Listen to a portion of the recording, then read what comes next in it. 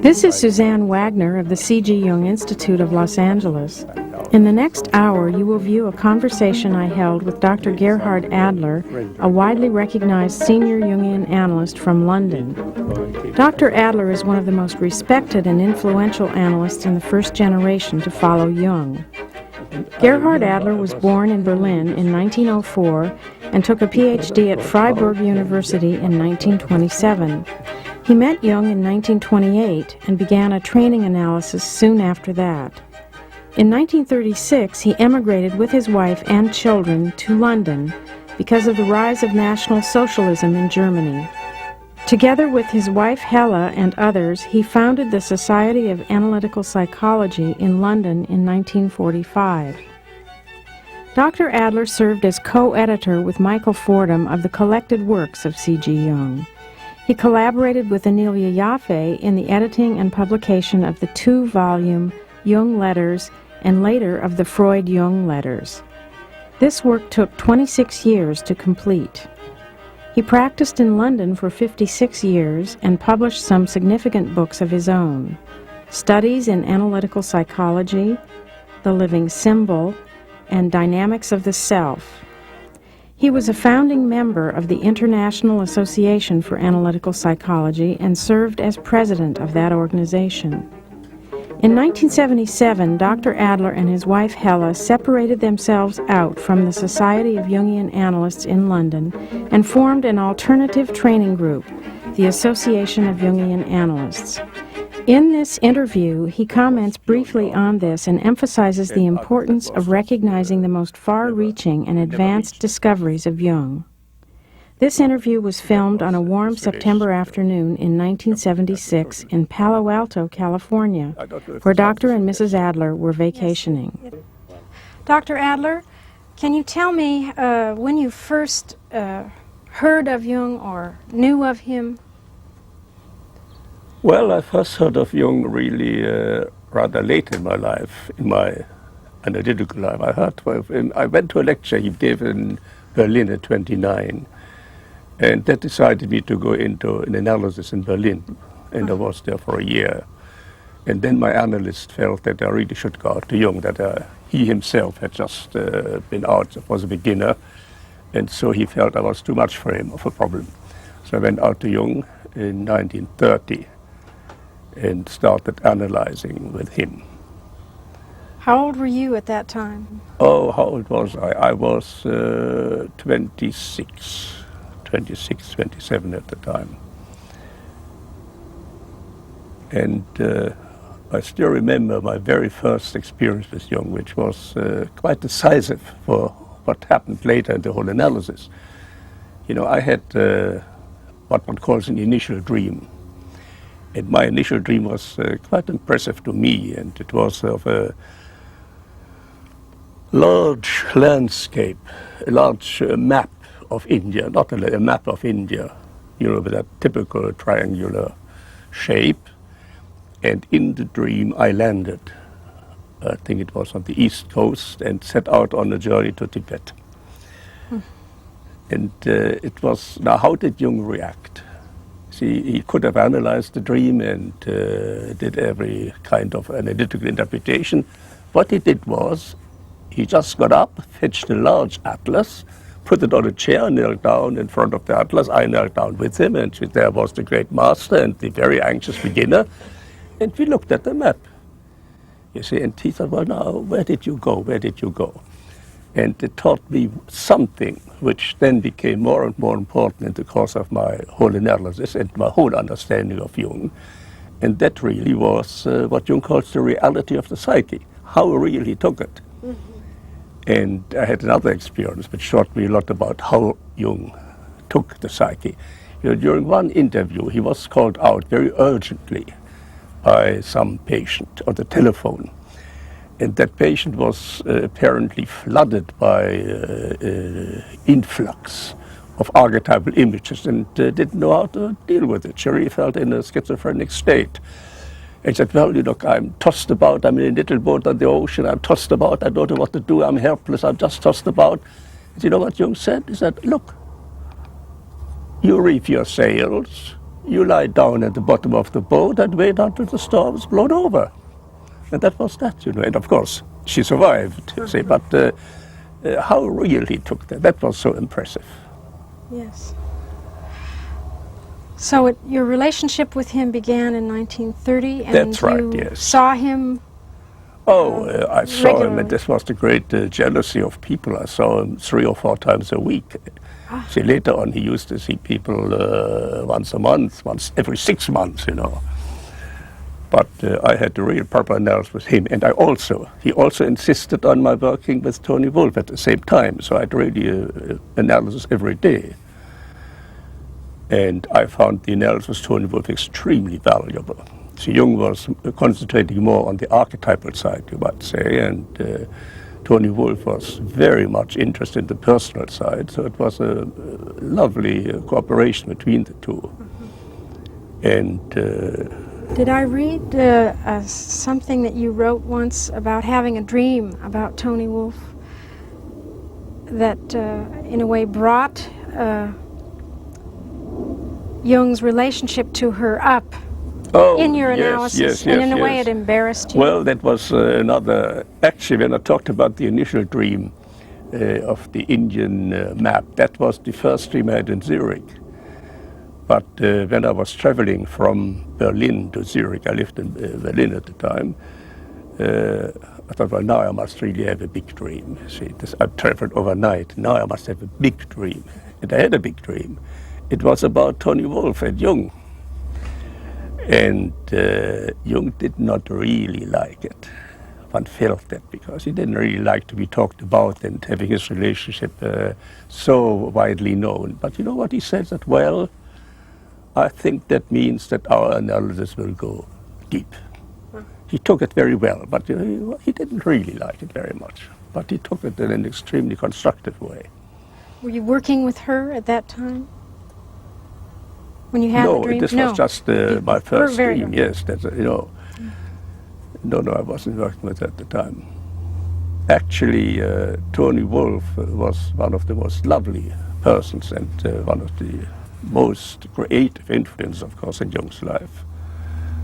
I had quite a difficult time with her to start with. I had a dream in which Buddha appeared, and she rather haughtily said, well, what right do you have to dream about Buddha? And I was very upset about that. I went to Jung and said, look, I can't work with Miss Wolff. It's kind of possible. So you wait until you have a dream that tells you to go back to her. And I know that he talked to Toni about it. And after a few weeks, I had a dream which made it clear to me that I wanted to go back to her. And ever since, we had a marvelous relationship, and it developed into a really great friendship. And it lasted right until her death.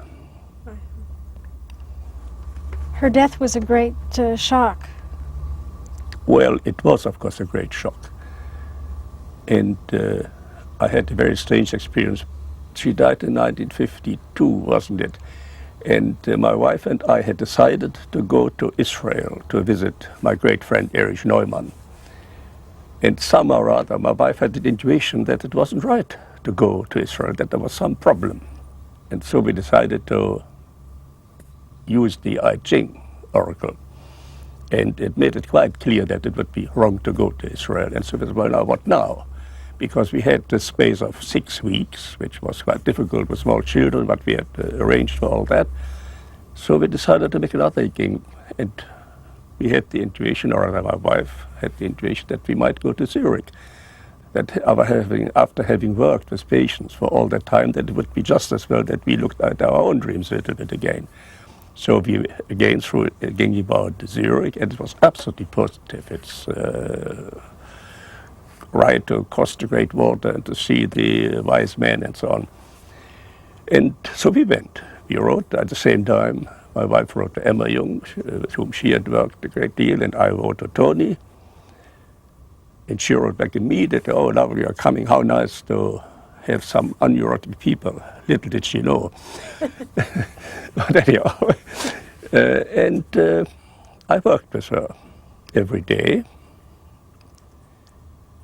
And one day, it was a Friday, I went home and said to my wife, now I really have finished my work. I feel now we can go home.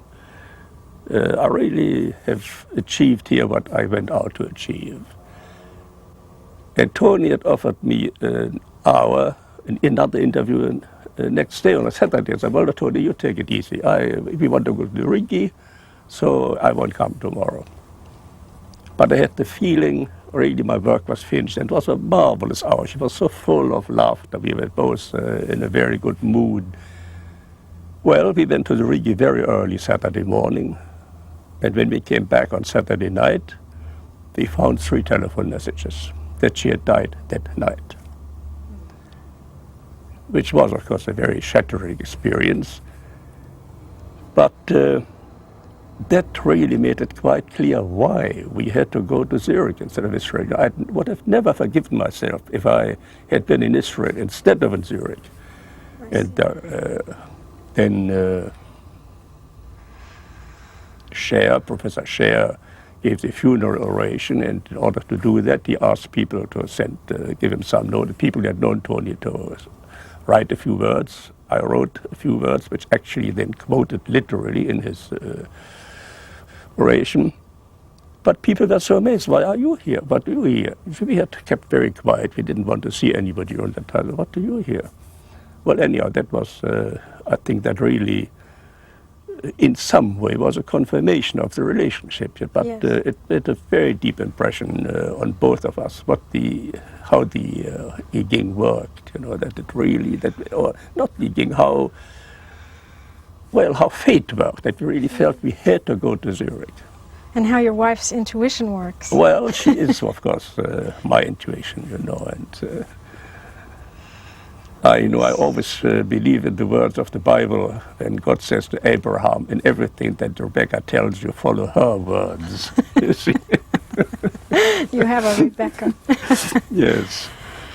So it sounds as if Toni Wolff herself had no inkling of her. Well, that I don't know. Don't know. But it sounds like it. I was the last patient she saw. That she saw one patient after me, but she had to break that off. She said, well, she didn't feel well, so she didn't go on with the interview. I don't know if she had an inkling, because she was a woman who would never had admitted that she didn't feel all right. So I didn't know. I see. I didn't know. Did you experience her suffering toward the end of her life? The relationship with Jung, it had changed. Some have said. The relationship had changed, but it nevertheless was there. I mean, she suffered a great deal all the time about this relationship. She came from a very old patrician family. Uh-huh. And it must have meant a terrific break with tradition to her to have such a relationship at all. And she never, I think, got over this feeling of of guilt.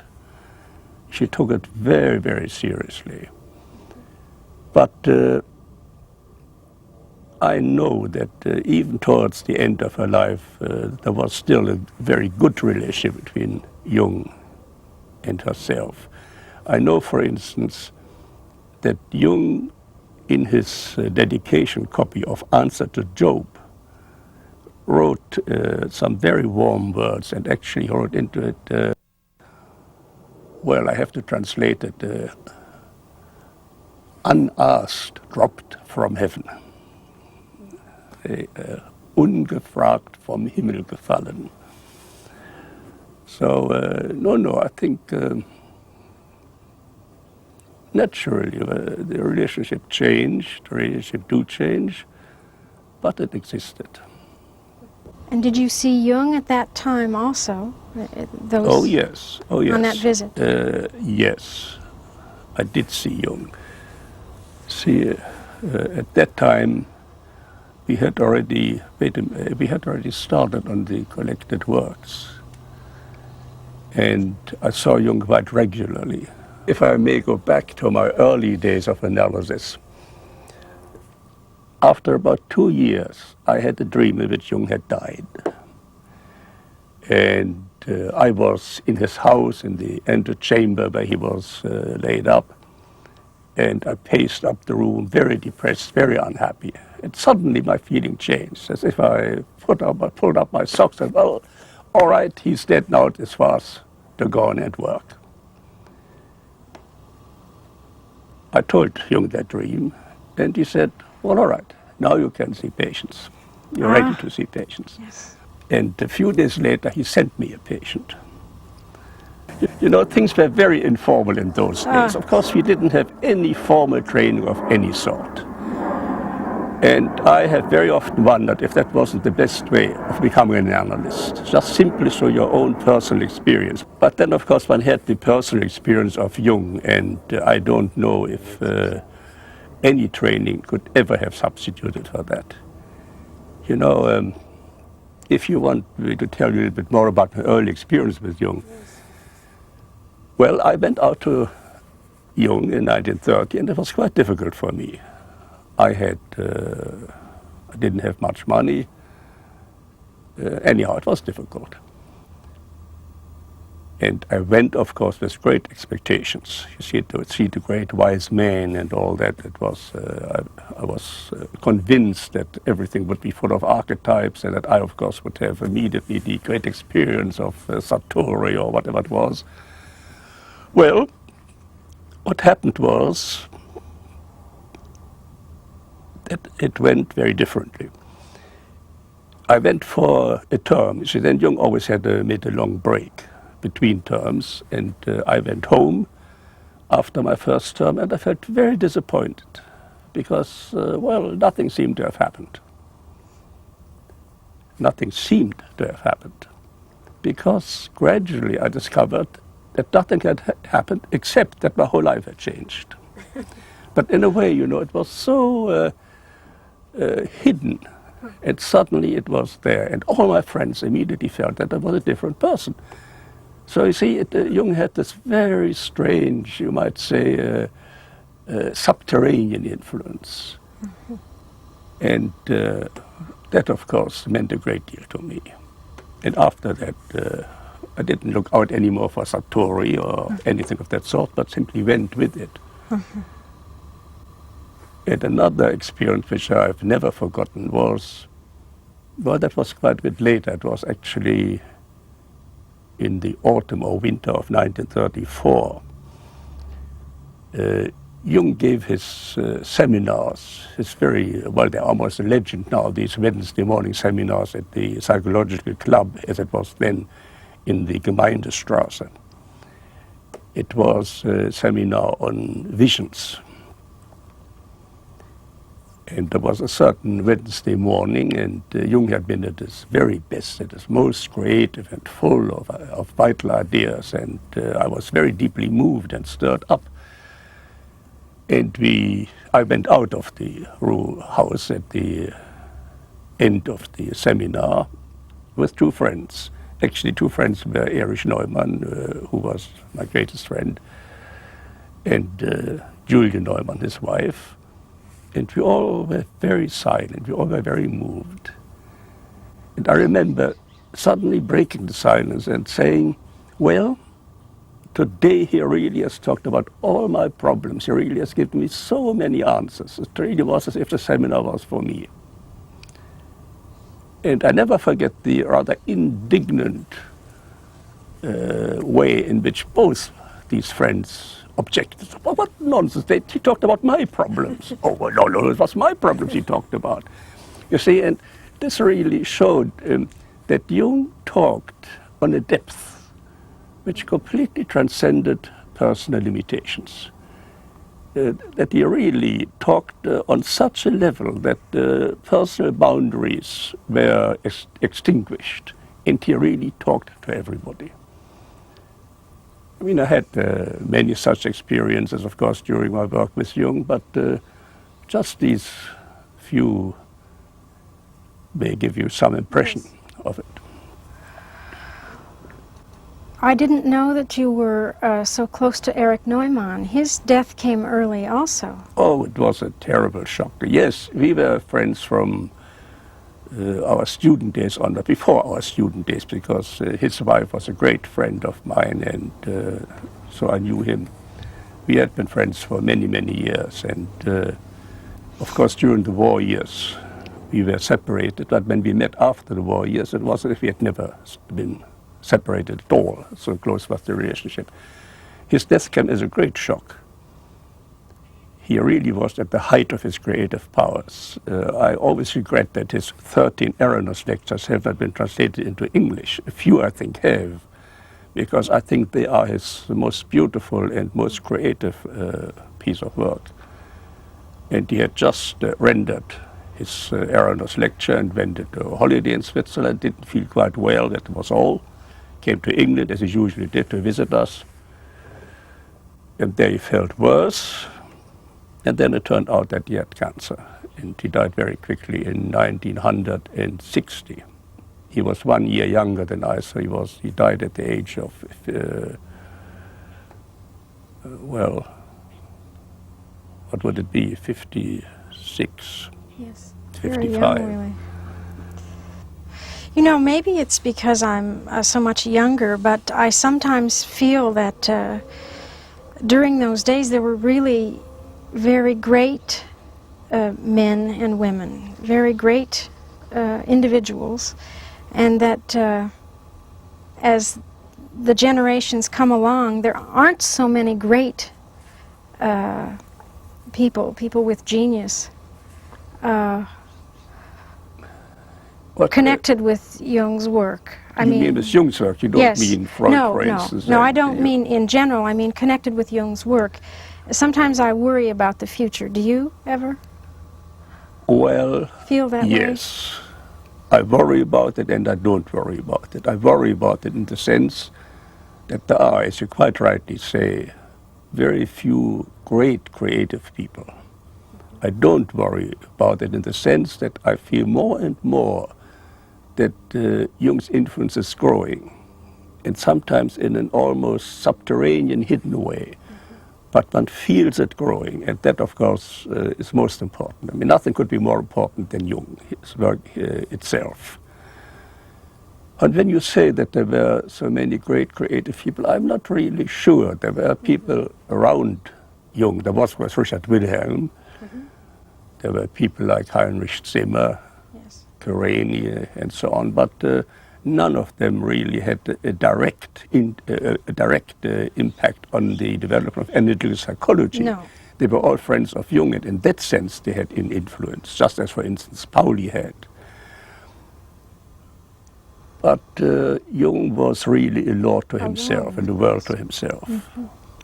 And it seems that he didn't have many close relationships with men. I mean, there were colleagues and friends, but he was more or less... I don't know. He had a very warm relationship with Richard Wilhelm, for instance. And he had a close relationship with Erich Neumann. You know, after all his letters, his later letters to Erich Neumann are addressed as dear friend, which means quite a lot if you think of an older man to a younger man. And there were some people. There was Professor Böhler, for instance, and his old friend Uri. He had friends. But if he ever had friends that really lived up to his own level, that's a problem. He felt, of course, very lonely. When I read his memoirs, I was very much struck by the loneliness. Although I had known Jung, you know, it's quite a shock to me to see what a lonely person he really had been. But I think that is the fate of every genius. You know, to us, of course, who knew him and who could work with him, it was an absolutely unique present of fate. Yes. You know, to be in the presence of such a genius, to have the chance to discuss one's own problems and dreams with such a man, and simply to be in the vicinity of such a man. Yes. I think that is a tremendous experience that one never loses. So in a way, the contact with him really transformed your life. Certainly, and you most found your certainly, vocation. Most certainly. It most certainly transformed my life professionally. Yes. You see, as I say, I had studied everything under the world for about 10 years. And you didn't know. I take my Ph.D. quite early on in my life. But after that I went on studying, and I didn't quite know what it was leading to. It was all very disjointed. And suddenly everything coalesced when I met Jung. So fate was very kind to me. Yes. How did it come to be that you became an editor of the Collected Works and of the letters? That is a very simple thing. The Bollingen series decided to bring out the Collected Works of Jung, and the question was who should edit it. And he chose Michael Fordham, and he chose me. That was all there is to it. So it was Jung who made the choice. And I don't know much about Actually, of course, also Herbert Reed was in it, but Herbert Reed was more like a figurehead. He was one of the directors of Keaton Paul, which brought out the English edition. So the work really depended on Michael Fordham and myself. And so you worked very closely with Michael Fordham and Jung over many years? Just 25 years the Collected Works took, you know. And the letters took 10 years out of my life. 10 years of concentrated work, and I wouldn't want to repeat it. No. But what a gift. 25 years of Collected Works and 10 years of letters is enough, you know. Yeah. You know, I'm interested in your relationship to Michael Fordham because I know that your views differ somewhat. And I've heard that there are changes going on in London, that a new group is being formed. And, well, I don't really know if I want to talk a lot about that. But to put it briefly, Michael Fordham never was analyzed by Jung. And he developed his own approach, which is a very much nearer to Freud than some of us feel to be right. But these are personal opinions, and as I say, I don't want to go into it very much. I only can say that we have just founded a new group in London where we feel more at home, where we feel that we are really concentrated on Jung's ideas, whereas the large group, the Society of Analytical Psychology, in which Michael Fordham is the most active person, is, well, in our view, much more on the reductive side. But as I say, these are personal opinions. Well, I'm interested in Jung's choice of you and Michael Fordham. Very different types. He wanted English editors, of course, for an English edition, you know. I see. And Michael Fordham was see, at that time, these differences of opinion of which I just talked hadn't developed so strongly. Both Michael Fordham and I were founders of the society. Michael Fordham was a medical person. He had a very good degree, he's a very intelligent person, so he was a natural choice. I'm interested, I'm going to switch gears. I'm interested in your religious background, your own personal. Well, I come from of course, from a Jewish background, from assimilated Jewish background. Nevertheless, my parents felt Jewish, but they didn't keep any of the festivals. And so I remember that as an adolescent, then I asked my father to give us something of that, and he knew very well all the laws and all the things, so he gave us a very beautiful Passover service. But my own development went different ways. I was very deeply influenced by Martin Buber's Hasidic writings, and it really was Hasidism which shaped my own approach to Judaism, and has kept it alive over all these years. The more I know of Hasidism and the background of the Kabbalah, the more I believe in the value of that, and the more alive it becomes to me. Did you ever experience a period in your life as a young person where you felt either agnostic or without a connection, without a religious connection? Well, I certainly went through periods of that. But somewhere there was always a belief in something that I could perhaps not really define. Dr. Adler, I wanted to ask you about the allegations that have been made about Jung's anti-Semitism. And I know that very often Jungians are asked about this, and I wish you could make some comments. Yes, well, I don't think that Jung ever was an anti-Semite. The problem of his so-called relationship to National Socialism are more complex. As far as anti-Semitism goes, you mustn't forget that there was Erich Neumann, there is James Kirish, there is Aniela Jaffe, there is Yolande Jacobi, there is myself.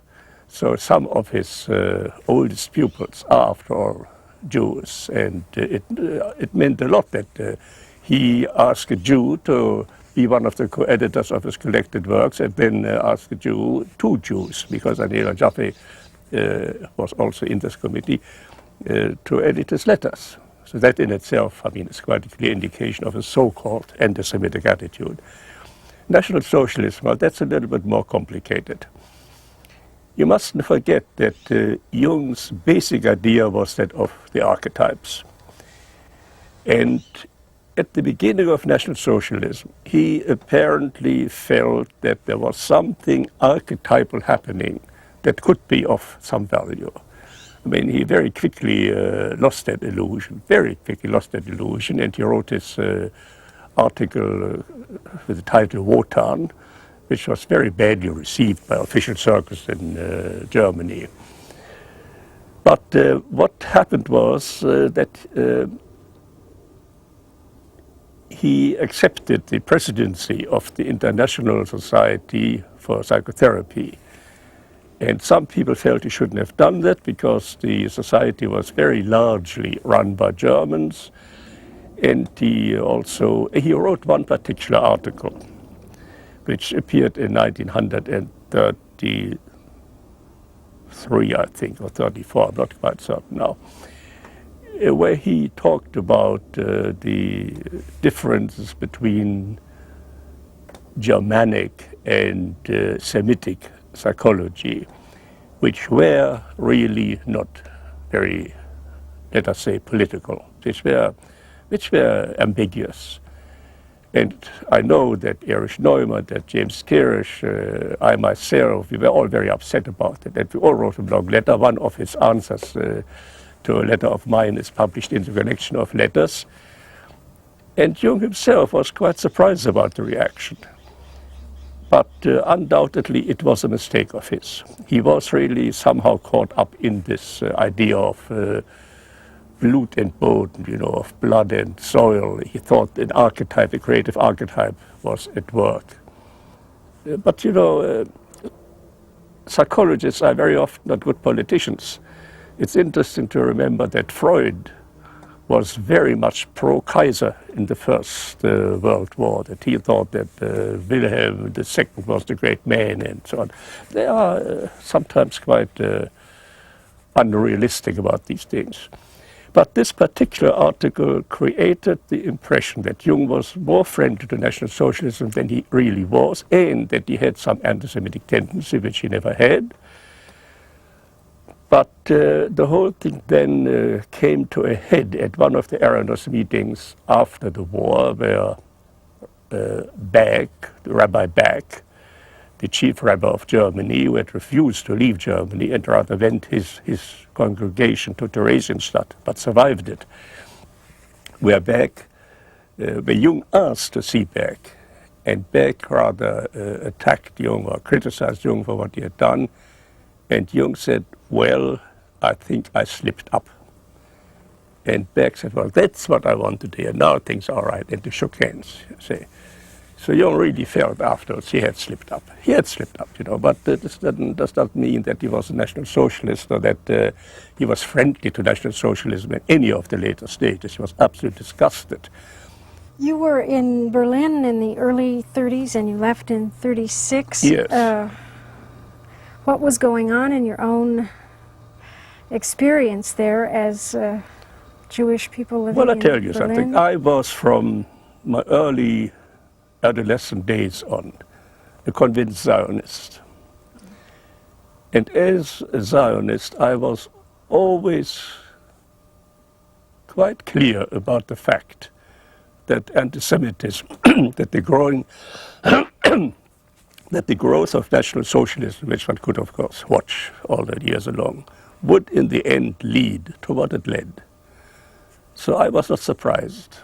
The much more sad fact is that so many Jews were surprised that they didn't read, that they thought, well, they were good Germans, which of course they were, and that therefore they would be accepted by German people. It's an interesting fact that I think the three main biographies of Goethe have been written by Jews, by Bischofsky, by Gundolf, and Emil Ludwig. You see, so it's a very strange situation. So Jews very often thought that they were completely assimilated, and I and my friends never believed that.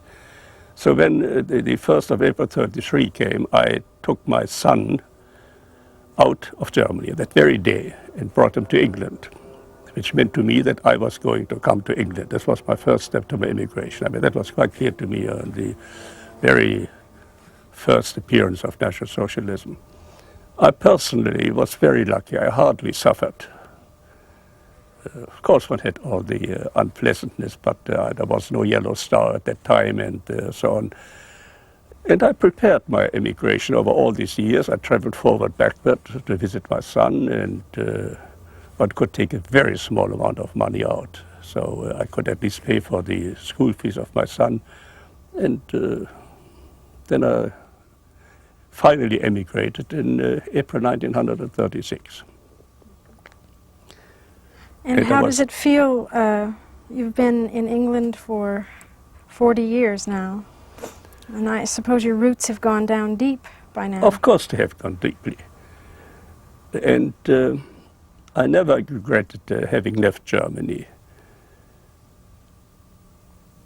It was, and I never wanted to go back. I was invited after the war to give seminars or lectures in German. I always refused, and I still cannot do it. It is, I know it is wrong in a way. One should forget. And I know, for instance, my friend Neumann went and gave lectures in Germany, and other people did. I personally can't do it. I feel that some basic trust has been broken, and I can't, it can't be repaired for me. But that is a personal reaction. As I say, other people react differently. I was wondering, for someone who had been uprooted, how it would feel to face aging and dying on the soil of another country, but by now... Aging and dying to face in a different country.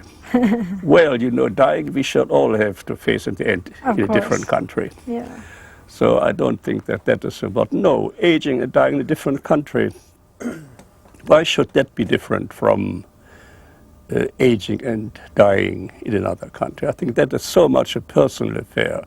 Aging is something that one has to deal with personally in the most individual way, and country doesn't matter very much there. Particularly as I really love England very much, and I think it's a very lucky thing for me that I went to England. See, again, fate has a part there, because when I studied biology and history at Berlin, just for nothing, I went to English seminars. They were completely out of my reach. I mean, nothing to do with my study, but I somehow went to English seminars. That was in the 20s. So it was very simple. So when I came to England, at least I had some English, certainly more than many of my refugee colleagues had. But, aging and dying is a very personal affair. you age and die in your own country, not in any England or Germany or whatever it is. Is the experience of growing older different than you thought it would be? Is it different than you thought it would be? Well, I didn't think how it would be. You didn't? No, I don't think I thought how it would be. One grows into it. And one day one just discovers suddenly that that one doesn't run the 100 meters anymore in the same 10 seconds or whatever it is that one did before, and that one takes a little bit longer to write a lecture, and that one is more easily tired, and it has its great compensations.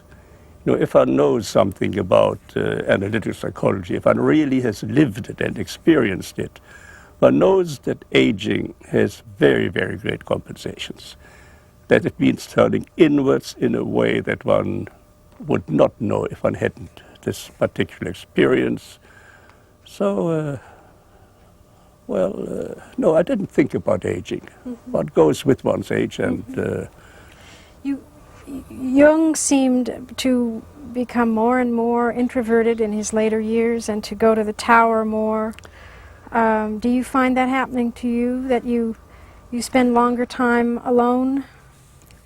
Well, unfortunately, I have so many official duties that so far it has been very difficult for me to withdraw. But I certainly feel the very intense need to withdraw.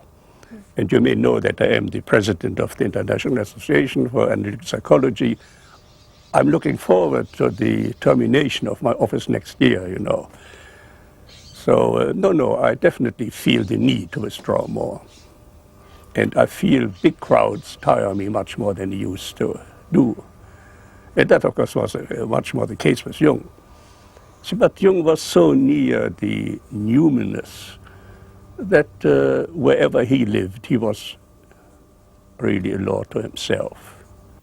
There's an interesting story that comes to my mind.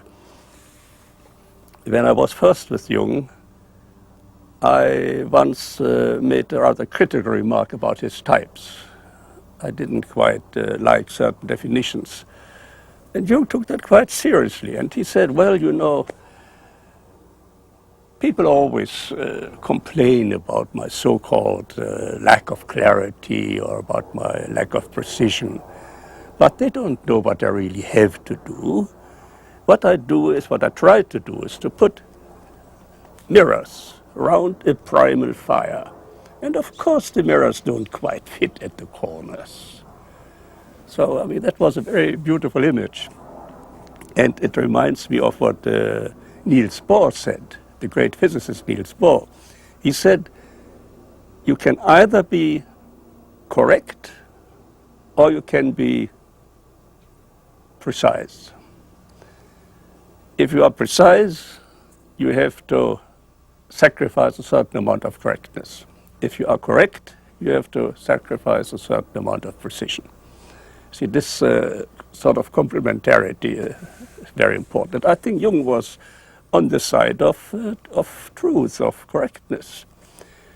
And of course his nearness to these numinous processes made him care very little about closed systems or so.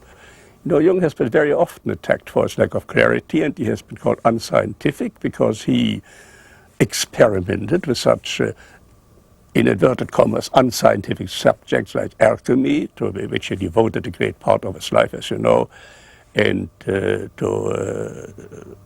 the I Ching, to which he wrote a foreword, as you know.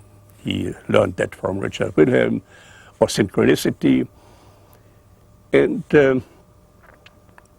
I think that the fact that he became engaged in these activities is the sign of a true scientist. That he did not shirk the unknown, that he did not shirk what seemed non-rational, but that he really felt, well, here is something that exists and therefore it has to be explored. Where other people just shied away because they didn't appear to be unscientific, he went right into it. I think it's the true courage of a great scientist. And that is very often forgotten. See, I think that it is just these particular aspects of Jung work which will become more and more important, that they belong really, to use a astrological term, that they belong to the Aquarian age, that Jung is a pioneer of the next human age. And that comes out most clearly in the so-called unscientific work that he has done. I think there are tremendous implications. Yes.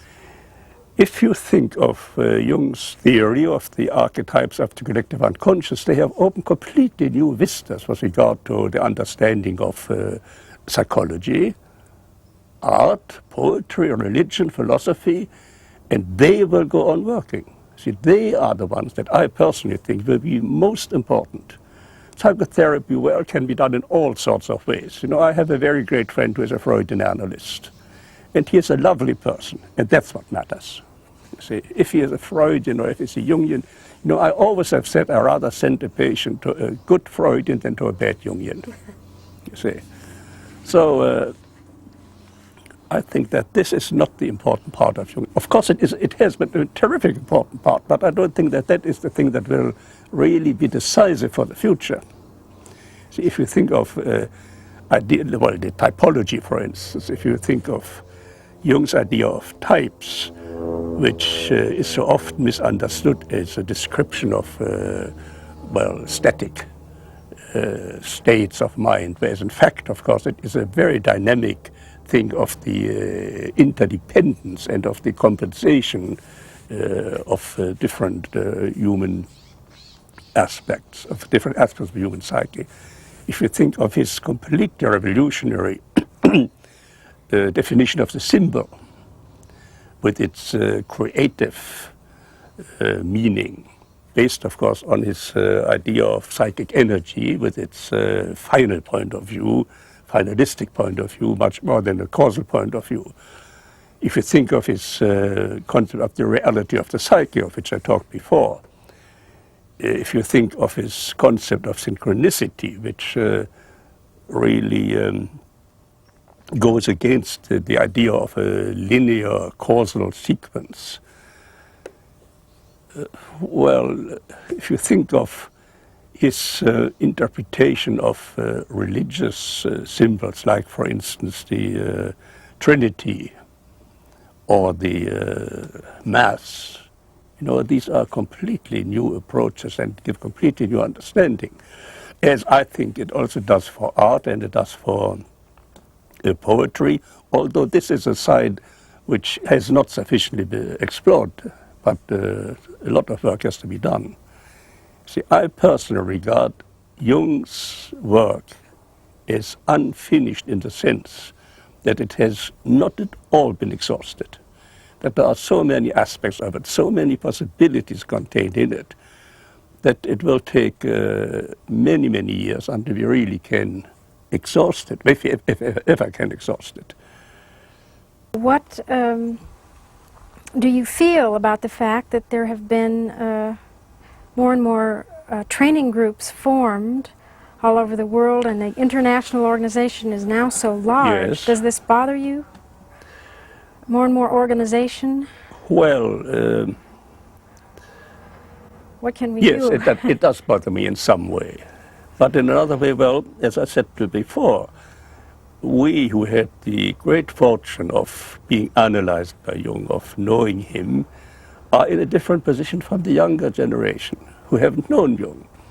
And not only who have known Jung, but also who are maybe being trained or analyzed by people who have not known Jung. You see, I'm after all now in my 73rd year, and so you see that I won't live forever, I hope. And so it will be more and more a matter of transmitting Jung's teachings in an organized way.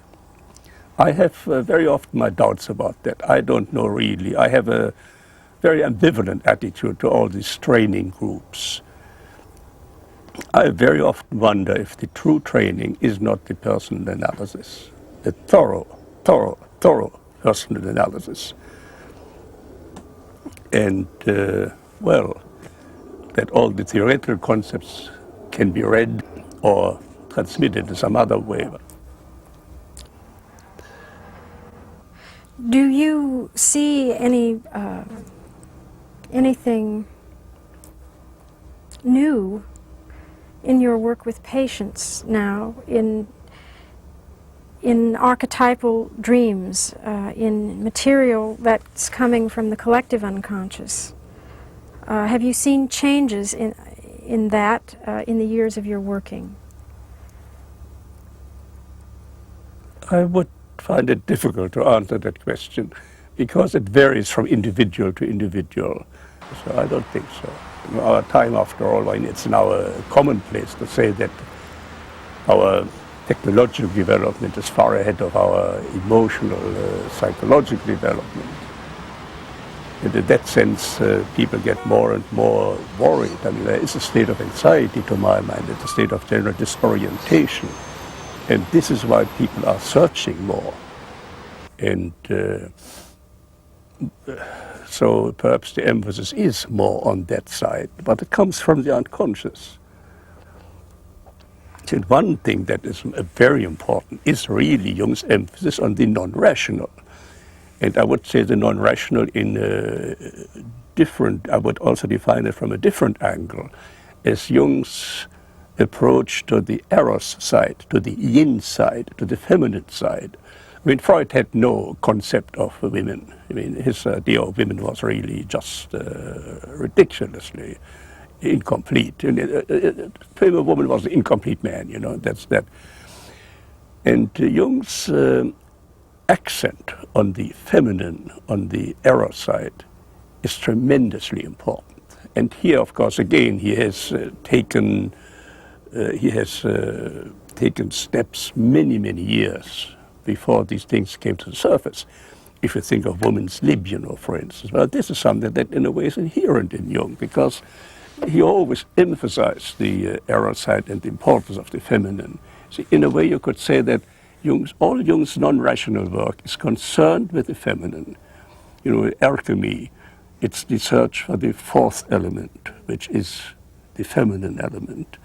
If you think of his most personal book, The Answer to Job, there the great figure of the future is Sapphire. She is the one who will carry the torch, as it were. And I think that this, again, he must have had some secret influence on our time. See, all these things which we see nowadays, the emphasis on hypersexuality and the drug taking and social unrest, you know, they all have another side to it. I think that hypersexuality in a way is only the excess side to the need for relatedness, the shadow side, you could say. And that, well, the drug scene, well, that really is very much a result of some feeling for the need of the non-rational. And I see social unrest very largely also as a reaction against the loss of dignity of so much work. See, that it is not so much a matter of more money, but that people rebel against the deadly way in which work is organized now. They feel the need for something else. And this is, I think, the need that Jung can answer.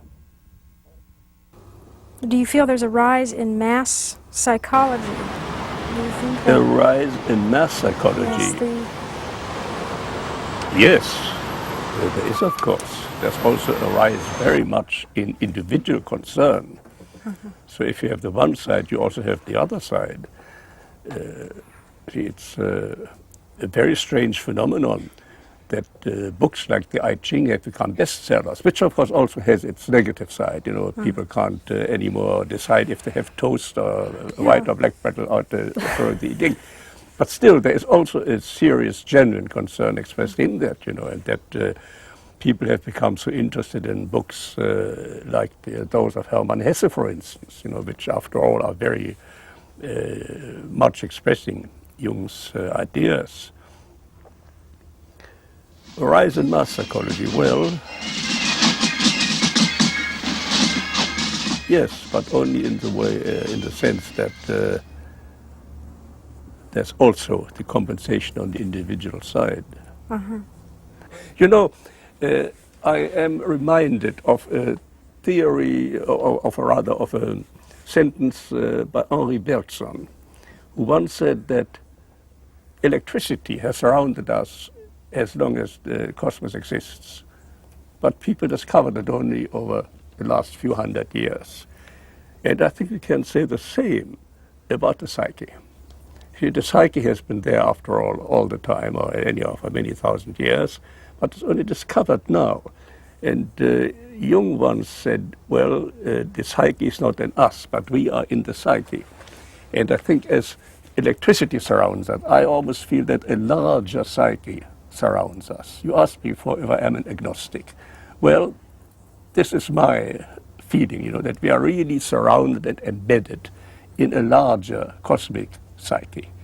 And as I use the I Ching, I mean, not for breakfast, but in only very serious situations, you know, the I Ching as such is a very disturbing phenomenon, because it seems to go straight against all our scientific world. And if you have had the experience of the I Ching, as I had it and my wife had it, with this deep significance of the answer, well, you feel that there is a cosmic pattern of which you are a small part. And I think this is one of the most important things of Jung, that he really has established that idea of man as part of the cosmic pattern, and that he, as man as part of the cosmic pattern, has been given back his dignity as the individual.